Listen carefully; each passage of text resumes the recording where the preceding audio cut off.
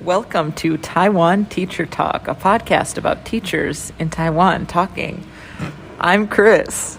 And I'm Jvana. And today's topic is the future of schooling.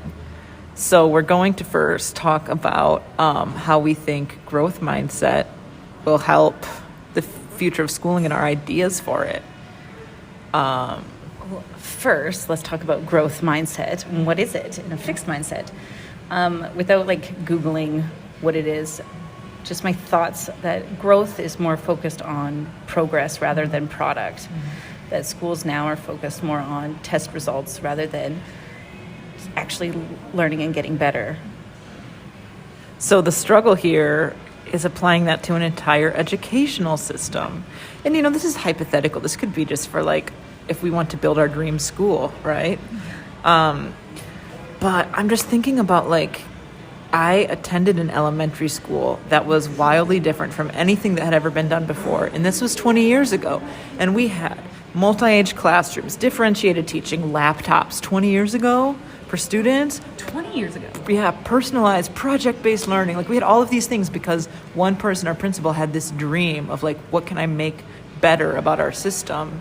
And we had it in the school 20 years ago. So how can we make... How was that? I think a lot of grants, applying for grants, because... What I mean is, how did you find it? Because I was in a very different system, a very, traditional system. This was in the school district near where I lived. And so my parents applied for us to have school of choice to go there. Because I had some very special needs, and so my parents were looking for options for me, and so that's how they found it. So let's create something like that, something cool like that. So, what is our purpose for this dream school we are making? I think to prepare kids for the future, but we don't know what it looks like. So. It's so many things. Okay, do you have a specific point that you want to talk about? Yeah.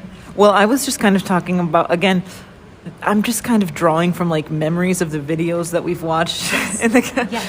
Yes. But I remember we said something about how school is still designed from the Industrial Revolution. Yes. And we're not working in factories anymore. We have computers to do the hard work in our jobs. So we need creative, collaborative people with critical thinking skills to manage that. And that's what we should prepare students for.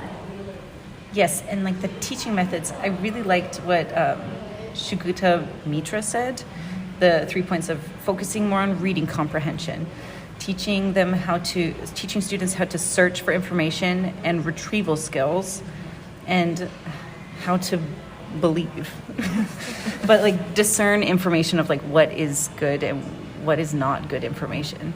I think we need to focus more on those skills rather than having teacher bots dropping information in kids' skulls and having them memorize them for test results. So I'm realizing now that I have a pretty specific outline actually of the things I would want. But I want to jump to the curriculum that I would, because I think that's a good run into that. I think I mentioned we have calculators to do advanced math, right? And that's good. It's good for some people to learn for some career fields or to help critical thinking. But let's learn how to file taxes and make a doctor's appointment and run a budget and save money, and let's get home ec back in the classroom. Yes. And also teaching critical thinking and collaboration and these things that you need in the modern work culture. When you leave your parents' house. Actually, I accidentally attended a marine technology class. Accidentally? Well, okay, I was signing up for electives in grade 9, and I thought I was signing up for marine biology. And by the end of marine technology, we got to build a boat and get our boating license. Cool. And I thought that was reflecting on this project, and that memory just popped in. I'm like, that was such a cool experience, and that's still with me today. And I think we need more programs like that maybe I could be a tugboat driver. Yeah. So having real life classes for real life. I think classes could also again be grouped grouping by age is what we always do, which is good. And I think that is good for like younger students, like preschoolers, like that's fine. But especially in like middle and high school, group by interest, group by, hey, you want to go to university, you want to go to trade school, you want to be an artist, group by that, group by, hey, you like boats, hey, you like, I don't know, anything, interests and ability levels, because we want this working together. And I think like, why do we need grades? Like great, like age grades, like. Yes. Oh, age grades. I'm like, grades, like, and scoring grades? No, that's, those, we could use those. No, still. I think grouping by ability and interest is great, so how people can get their needs met. Yes. Where they are, and teachers can best help. Okay, everybody's at this level, so then I can direct my lesson in this way, rather than differentiating learning strategies within a group of multi-leveled kids. I also want to say that, like, I do want to highlight that we want a curriculum, a curriculum that does like have a lot of like collaboration, critical thinking, team building, because I think I could go on about this, but I think a lot of kids these days, maybe it's the way they're raised, the technology they're surrounded with, the way they're going to school, I don't know. But when I talk to kids, their critical thinking is really not what it seemed like it was a while back. So like, let's focus on bringing that back up. Jumping on that, I wrote down the point about parent and community involvement. Yeah. In university, I was studying First Nation studies, and there was a resident elder on campus, and I think involving community and having elders to share their stories, to reflect on like history and community, and being a part of like the school will help develop the student as an individual, but also teach them how to connect with others around them, not just in the school, but in the community in a larger picture. And like, how can I be a good citizen? I love that. One more thing that I really want to mention that is like super important to my vision, I guess, is kind of along like teaching methods. Like, I really like the adaptive learning. I want adaptive computer-based learning, but maybe not for all of the day, right? Like, I still want socialization, and I want real like teacher-led lessons, I guess.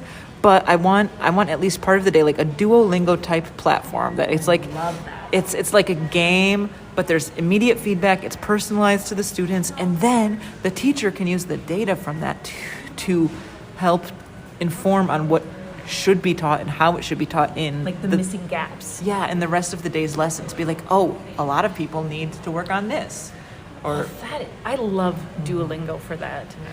And I think that is an excellent way, especially if the teacher is not just like a vessel for knowledge. If we help guide kids to find that knowledge and inspire them to be curious about the world around them.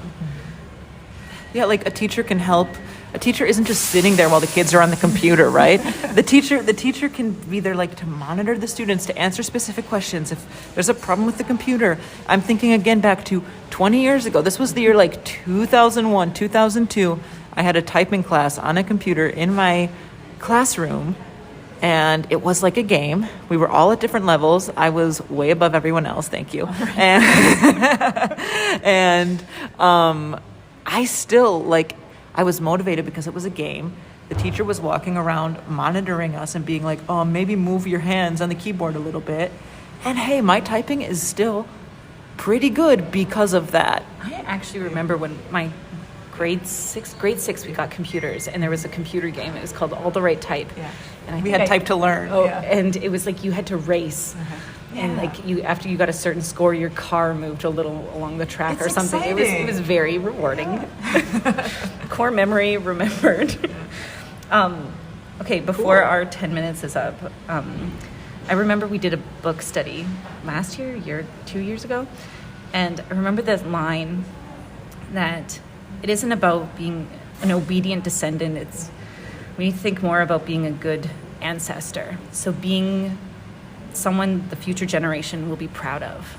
Yes. Is that? Yeah. Is that? In terms of like being a teacher, that's what it's all about.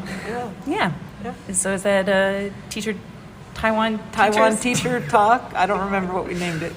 Little TTT for you. TTT. All right. Thank you for listening. Thank you for listening.